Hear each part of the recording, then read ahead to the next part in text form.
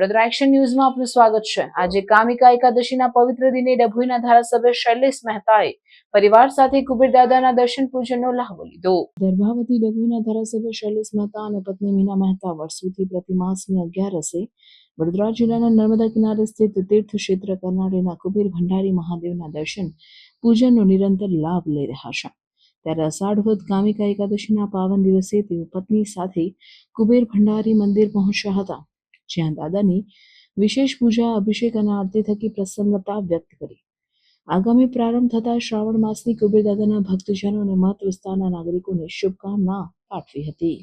વદ 11 કામિકા એકાદશી વર્ષોના નિયમ પ્રમાણે આજે પણ કુબેર દાદાની પૂજા, અભિષેક, આરતી કરી કુબેર દાદા પાસે કામિકા એકાદશીનું ફળ તમામ ડભોઈ વિધાનસભાના નાગરિકોને મળે અને તમામને મનોકામનાઓ પૂર્ણ થાય એ રીતના આશીર્વાદ માંગ્યા છે।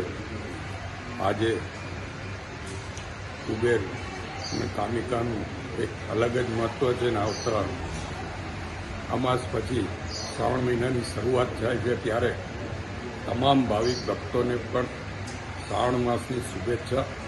મહાદેવજી તમામની મનોકામના પૂર્ણ કરશે અને જે દર્શનાર્થીઓ કુબેરમાં આવે એમને વ્યવસ્થાના ભાગરૂપ સાથ સહકાર આપવા પણ વિનંતી કરું છું।